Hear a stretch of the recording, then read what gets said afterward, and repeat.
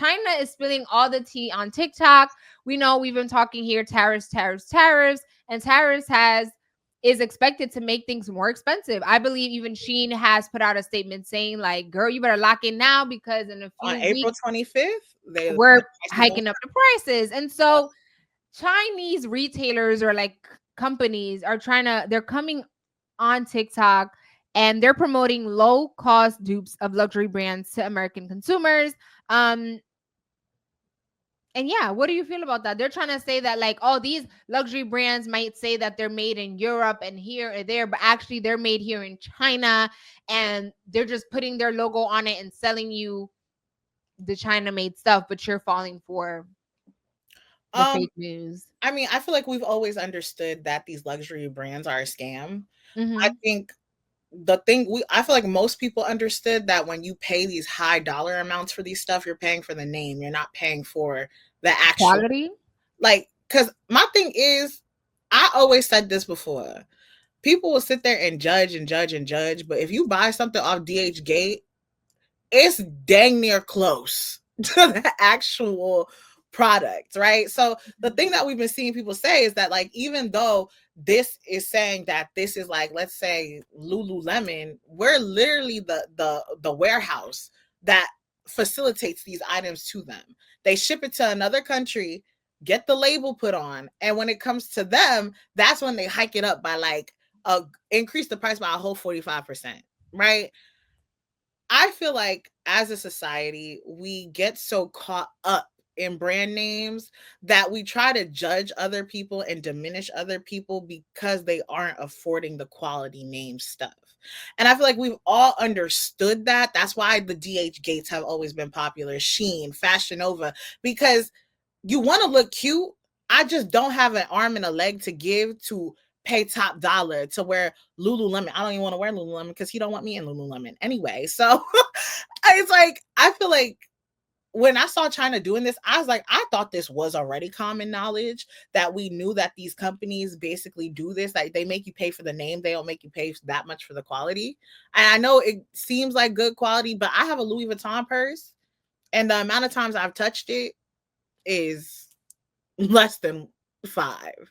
It's just like, Yeah, I just think it's such like, I mean, maybe it's not an American thing, but I just feel like I'm not a name brands person. It could be simply because I don't think I own anything name brand. I'm a Marshalls girl, H&M girl. Like, give me generic. I don't. But again, it could just simply be because it is out of my tax bracket.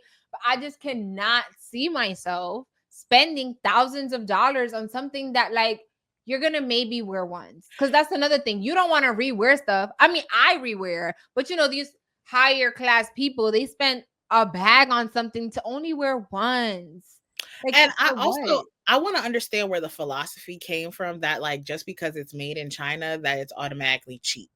Like, I want to understand the philosophy of that, because just like we do, we export materials from other places that are high quality. The amount of, I believe it's leather that's exported from Africa and brought to these other places to make these things, the leather is top quality. So just because it says made in China, because we used to purchase things off of Wish, which were defected items, which is why you could buy them for $1, maybe that's why people think things made in China are cheap.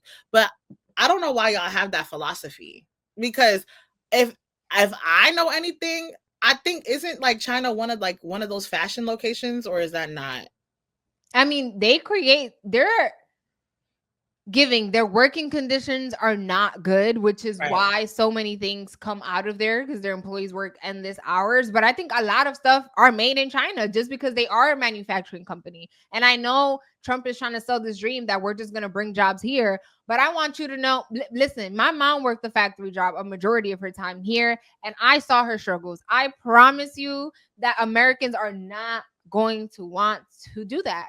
Right. Y'all claim that y'all want all of these things. Okay, let's make America a manufacturing company. Let's see who gonna be in these streets at 3 a.m. to catch a bus to go to a factory and be there working with a machine, because you're not working with people, you're working with a machine.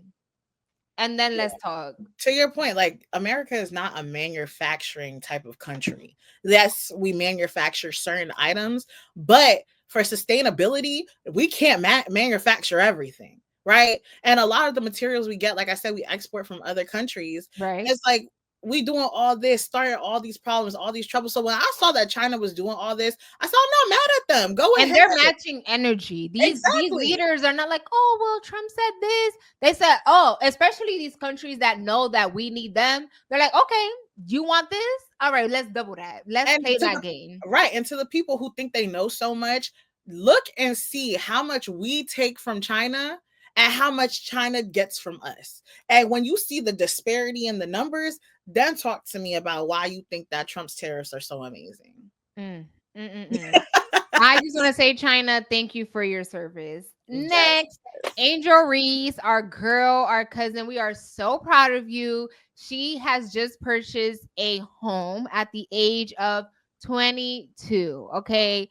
We are so proud of her. She has, she has her podcast called Unapologetically Angel Reese. She is unapologetically her. She's doing her big one. Not long ago, she, retired her mom, paid off her mortgage. And so, for all the haters that continue to be worried about what she's wearing, who she with, just know that she is great and thriving and getting ready for her WNBA season. Yes. And the thing I like so much was her response. Like, let me pull it up real quick. Hold Oh, I it. have it here. Okay, perfect. Ooh, Yes. So her no, that's not it. This one. technical difficulties. So she basically said, they said she needs to cover up, so I went on the cover of Vogue. They said she can't afford her rent, so I went and bought a house. Thank you. And it's like, Period. I love that because honestly, we always say this. You are your biggest critic, but it doesn't help also when you hear people always nitpicking into your life. And I get it, she's a public figure, so people are Mhm. going to feel like they can say and do whatever they want to her. But it's just like, you don't even have the same income as she does. You're not even in the same tax bracket. You can't even breathe the same air as her, even if you go to a game. You all the way in section 300 while she on the court playing. And Yeah. like, so when I saw this, I was like, I'm so proud of her, happy for her. Shayla's 28, I'm 26. Like, me and Shayla can't afford a house right Girl, now. don't remind me of that. Girl, I'm sorry, not to remind you, but realistically, we can't. And it's just like, I would love to retire my parents. I would love to pay my parents' mortgage off, but I physically, actively cannot, right? And Yeah. it's just like, to see this and her being so young, people think that she doesn't have a good head on her shoulders, but to be able to do this type of stuff, Mhm. you have to have some type of discipline. You have to have a good like head on your shoulders to be able to do all these different things that she is accomplishing. And it's like, if you feel so inclined to have something to say, I need you to compare your life to everything that she is accomplishing. And granted, we don't know what she's going through behind closed doors, Yeah. but I also don't know what other people are going on behind closed doors, but the fact that you decide to make yourself to the forefront and say, "Oh, that's why she need to cover up this, that, and the third. She does this, she does that." You can't even afford a car. Yeah, You doing you're less talking than all level this. before. Yeah, you're talking all this trash and while you're at your mom's couch. Let's be for real. Okay. Next, another couple. Let's talk about this other couple that stays on the headlines. It really is sad. Yes, yes. So we talked about this in the past about Cardi B and Offset. We know they're currently going through a divorce. They've been back and forth on Mhm. social media. There's accusations of infidelity from both parts. And Mhm. it's just like, we haven't talked about them for a while because it was seemingly quiet for a while, right? I know around Valentine's Day, Cardi B was seen out with Stefon Diggs, so there was speculation about them dating and stuff like that. And so recently, a photo has showed up with like her basically dancing on him and him catching that. She throwing it back, he catching it, he catching it. Mhm. So a little breakdown. Cardi B is at the center of fresh controversy after leaked DMs revealed her accusing Ari Fletcher. And if you don't know who Mhm. Ari Fletcher is, she is the mother of one of G Herbo's oldest son, Yosan, and she Mhm. currently is dating Moneybag Yo, right? So of sleeping, she's accusing Ari Fletcher of sleeping with Offset while Cardi and Offset were still together. The messages shared by blogger One Go Alexis show Cardi B expressing frustration and calling out the alleged infidelity. Ari appeared to respond indirectly on Twitter, criticizing women who tell on others to their partners. Further drama unfolded when One Go Alexis claimed Offset admitted to the affair, saying it happened while Cardi was in Atlanta. And neither Ari nor Offset has publicly addressed the allegations, but the internet is buzzing and fans are picking sides.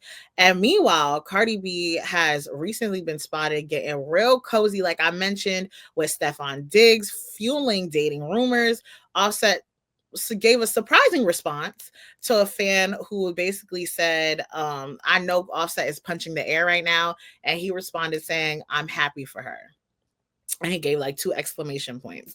So it's like, to me, when I saw this, right, I think we've had this conversation of like coming to people as a woman and how I said, don't do that to me, because there's already a negative connotation to it. If you come to me as a woman, to me, I'm automatically on defense when you do that. I also think if I have a man and you sleep with my man and me and you run in similar circles, baby, I'm not letting you get like, what? You not about to just slide by and nobody gonna know, baby. That I'm your name the first one I'm saying, actually. Okay. And I just think this whole situation, I can't wait for Offset and Cardi B to be done with each other in terms of like the drama and stuff like that. I don't want to hear about infidelities no more. We already know about it. We already seen it. The thing is, what are y'all going to do next? How are you guys going to continue to make a productive life for your children? Y'all have, I think they have 4 kids or 3 kids together. How are you guys going to co-parent? How are you, 3 kids? It's like, how are you guys going to co-parent? How are you guys going to make it make sure that the love is felt from both parents for your children? Now that you guys understand that you guys don't want, well, one of them might not want to be with the other, but whatever. The point of the matter is y'all are getting a divorce. Y'all are getting a divorce. So now what is next? How are you guys going to create a stable environment for your children without you guys being together? Regardless of what happened in the past, you can hold that dear to your heart and always remember that. But at the end of the day, y'all have kids. What is next? Yeah, I think the double standard is always so like insane to me because not everyone knows, but like, yes, everyone knows that Offset cheated on Cardi B several times. And, people laughed at her, made fun of her. Like, how can you take this man back? But like now I feel like now that Cardi B is doing her and found someone else, people are mad at that. And it's like, at some point, y'all need to let it go. People's relationships break. I feel like they tried several times to make it work and it's just not working. If Offset, this was his response, I hope that this is a step up because usually he be going crazy. And in terms of Ari, I don't know why she like, if her thing is that she mad that Cardi B said what she said, you shouldn't have messed with my man while we were together. Like, if it's not you denying it and it's you just being mad that I said it, like let us be all the way for real. It's like, girl, like, honestly, I'm over here on my process. I'm like, everything is a healing process when you get into these type of relationships, especially Cardi B has given it chance after chance after chance. And it's like, if I already stated like you slept with my man, I know about it. If I never walked up to you and whooped you behind, take that as the win, And like, I think it's like, Ari, if you're not going to say nothing for real, if you're really not going to say no, it didn't happen, why are you speaking? Like, I don't feel no way or nothing when it comes to Ari. Like, yeah, she got a fat butt. Go ahead, sis. That stuff be shaking. Yeah, but that but it's like, at the end of the day, it's like, congratulations. Right. Like, and I just feel like, to your point, it's like the double standards are very evident. I remember when Cardi, like, I think it was his like 4th time cheating, and some people were like, her line where she's like, I turn Offset on, right? They're like, clearly, they're like, They're like, somebody had commented under her was like, I turned Offset on, and other females as well turned him on too. And I was like, dang, y'all ain't never letting that girl live. But so it's like, I don't think Stefon Diggs, because I know his, like, not know him, but like I've seen reports about his dating history, and Mm-hmm. like he's a hoe. Like that's really what it is. And it's like, because I've seen that, I don't think that this is a settled down type of It could relationship. just be for Right. funsies. The thing is, like, she's been in a relationship for so long with this, Yeah, trying to make it work, having his children, and it not working. She's allowed to have fun. Even though she has kids, that doesn't stop her from being a mother. That just allow her to be what she want to be. Like, she has a village for a reason. So yeah, people, like, when they see her post like photos with Stefon Diggs, I see people in the comments like, she's never with her kids. How do you even know? You don't live with her. exactly.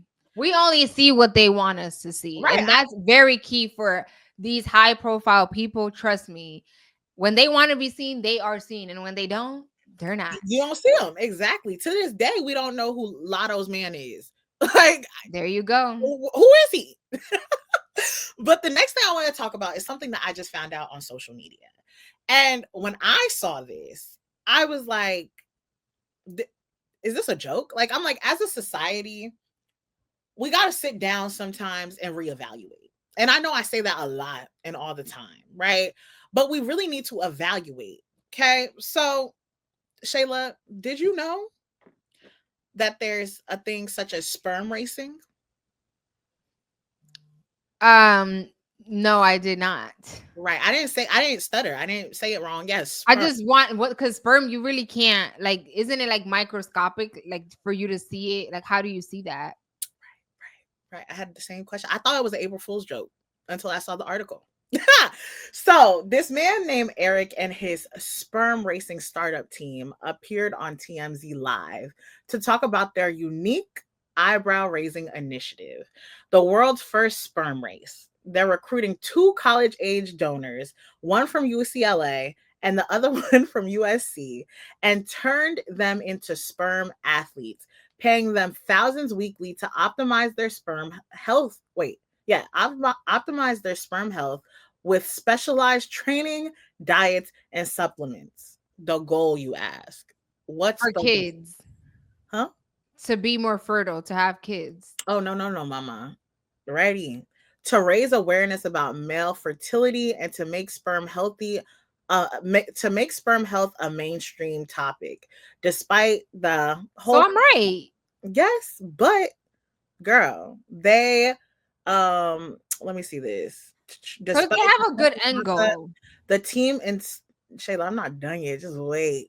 Insists its serious mission backed by science, even featured a scientist working during the interviews, though they've had offers from adult themed sponsors and casinos, and they're staying focused on their mission. The big race is set for April 25th at the Hollywood Palladium.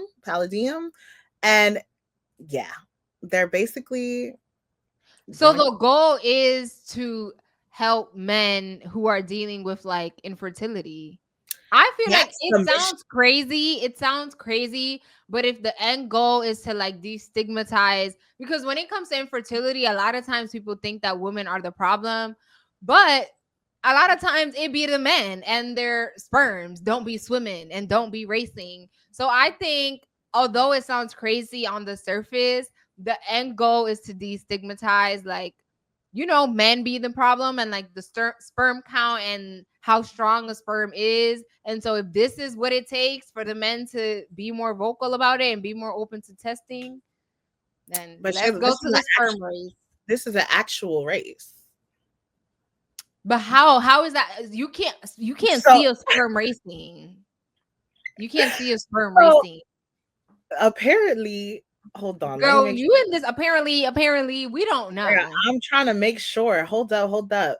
Once the samples are taken, they will be placed in a pipette and injected into a microfluid device in the center of the palladium and a famed concert venue, a live video feed magnified 40 times to display 0.05 mm Girl, spermatozoa it's all a marketing will tactic. track the sample's progress. Sperm technically swim at 5 mm per minute, meaning each race will take at least 40 minutes. Whichever crosses the finish line as verified by advanced imaging will be declared the winner. The event will run over 3 races in front of a crowd of 4,000, no, yeah, 4,000 spectators and feature play-by-play commentary, instant replays, leaderboards, and include the I person. support. It's leaning into your audience.